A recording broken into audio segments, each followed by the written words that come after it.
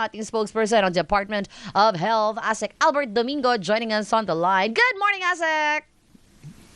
Morning, Rica and Peter. Magandang umaga sa lahat na nakikinig at nanonood. Ayan. Asek, please, parang awa nyo na. Give us some good news today.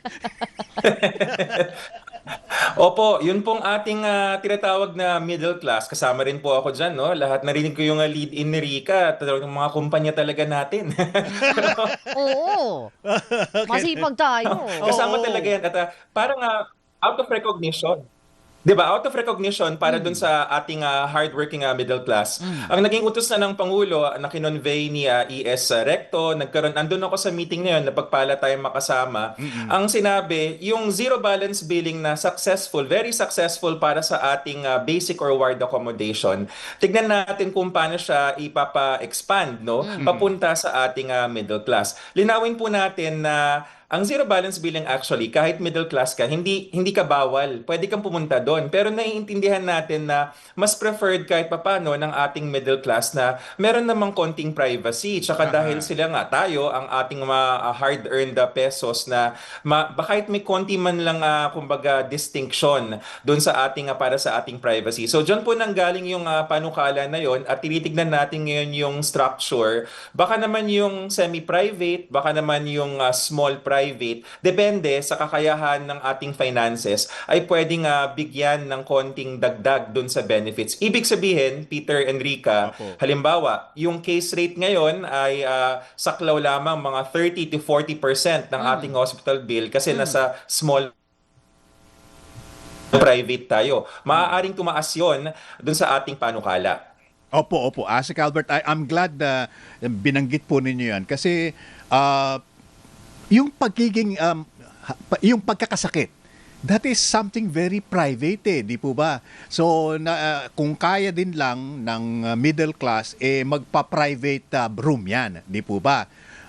Ang problema, Asek Albert, pag nag-private ka, tataas din ang Kaya mo, nga. professional fee ng Oo. doktor. Tataas ito, Ay, ganun tataas ba yan. yun? Oo. Pag private, tataas ang PF? Yes. Akala ko isa lang PF all throughout. Hindi, iba pag ibig sabihin, nag-private ka ha? Rich. Ganun di ba, Asek Albert?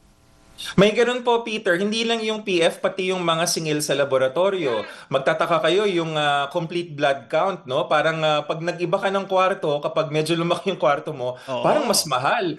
Parang pareho lang naman yung dugo, pareho lang naman yung test tube. So parang, diba, kami rin nagtataka parang bakit nag-iiba? Alam niyo, papasukan ko ng paghahalimbawa. Kahapon, na-interview rin po ako sa kabilang himpilan tungkol dito. At ang binanggit ko, babanggitin ko rin ngayon, bakit pag tayo sumasakay sa eroplano, napakalinaw. Isa lang naman ang piloto or dalawa lang ang piloto. Isa lang naman yung eroplano, pareho lang yung pakpak. Di naman nag-iiba yung presyo ng gasolina ng eroplano. Ang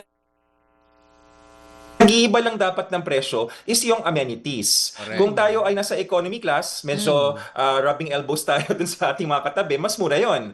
Pero kung medyo may konting dagdag ka, at dyan yung konsepto na pinag-uusapan nga ngayon, meron tinatawag na premium economy, no? Na medyo mas Yes.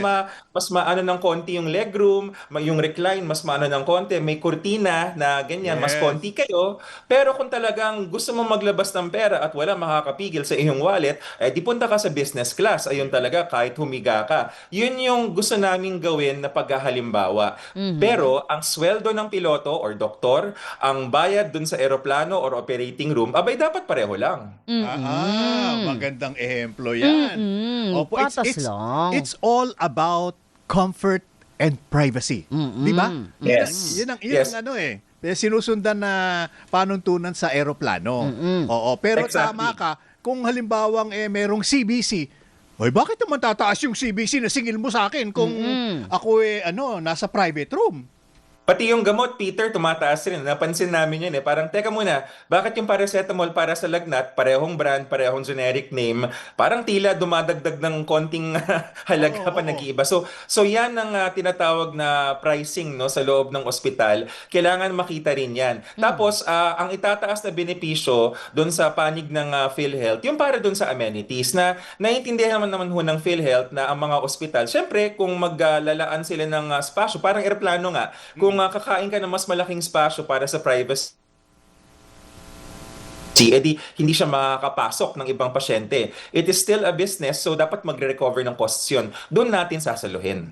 Paano po in that manner yon, ASEC? Kasi di ba ngayon, yung mga PhilHealth packages natin, marami ang mga magbe-benefit if nandun ka sa mga ward, di ba? Yun yung katulad na lang nung zero billing, di ba? Zero balance billing natin. Dapat sa ward ka para ma-achieve, para ma-claim mo yan. Pero pag nasa private room ka na, hindi mo na yan pwedeng i-claim kasi ang essence nga, ang argument nga natin is kaya mo magbayad. So kung sa amenities yan, papasok dyan ngayon nga po yung pagtaas natin ng kwarto na gusto natin. Ano po yung makukuha ng mabibigay ng PhilHealth for that?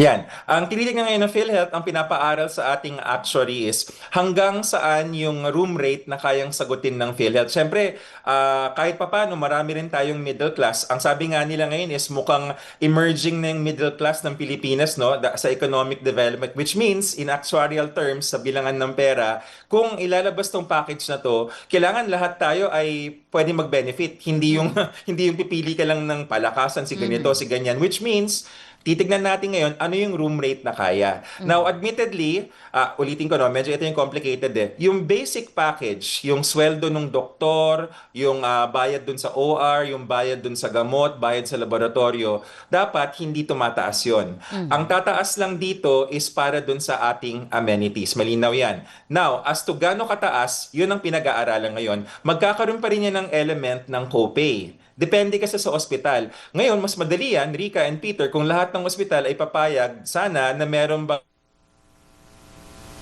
ang standard na o pag sinabing small private, ganito yung room rate ha. Ang isang halimbawa na gumagawa niyan, yung mga HMO, ang mga health maintenance organizations. Pag tinignan niyo po yung mga HMO card nyo, sasabihin ng HMO, base sa premium na binabayad mo, ang iyong maximum benefit limit ay hanggang ganitong kwarto. Ganon yung modelo na tinitignan. Tama, Asek, kasi at least malinaw na malinaw, ano ha. Pero let me say, sabi nga nila, for as long as the HMOs are thriving, ibig sabihin, hindi Kulang na-address tayong ng PhilHealth. Correct. Oo. Hindi naman kailangan sigurong maging 100% for the middle class and above, ano ha? Pero something that will really be substantially lower than what you will have to pay, di ba? Ngayon, kailangan pang mag-HMO talaga para sigurado ka Asek Albert.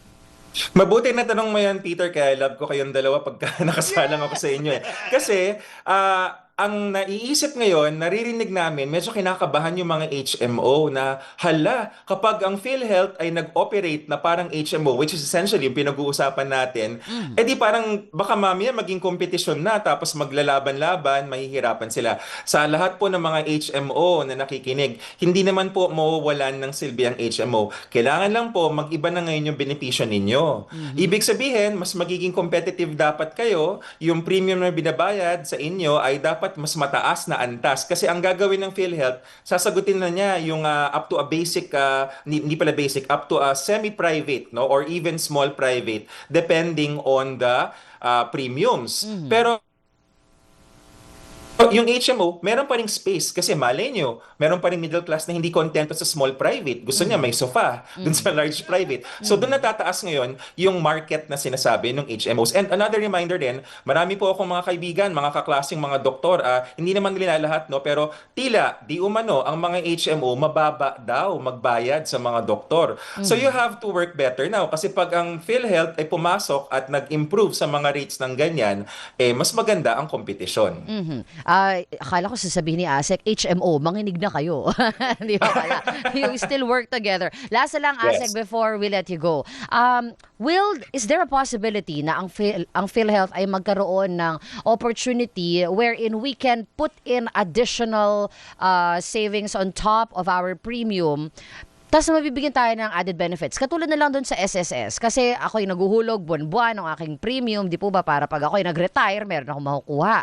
May nakalagay kasi sa SSS ngayon na parang additional saver. So on top of the premium you give, pwede ka pang maglagay ng additional saving mo.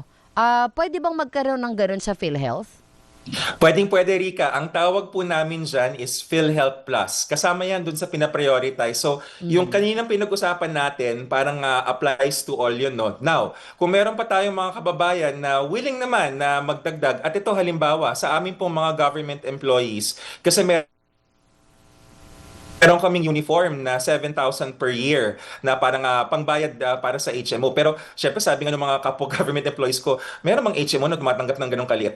Pwede yan under PhilHealth. Ang tawag doon, PhilHealth Plus, supplemental benefit. Mas Ayun. lalaki ngayon yung maximum benefit limit na sinasabi. Doon na sa mga HMO, minsan umaabot yan na parang kung sagutin na ng PhilHealth ang ganitong amount, pagka umabot pa yan ng mga 300,000, 500,000 for example, hanggang doon sagot ng HMO. Yun yata yung tinatanong mo at yun yung ginagawa namin na tinatawag nating PhilHealth Plus. Meron na siya ngayon, Asek?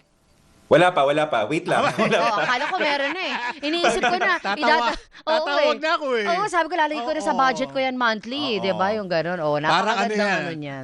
kung ima-market man, Oo. this is PhilHealth Premium. Oo, Yan. tama.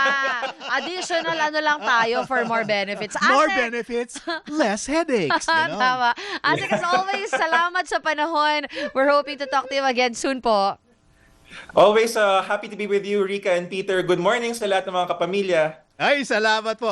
Si Asek Albert, nandito din sa DCMM yan. Ha? Oo. Pag-Sabado, maraming... Pag-Sabado. Alright, si Asek Albert Domingo, spokesperson po ng Department of Health or DOH. Maganda yan eh.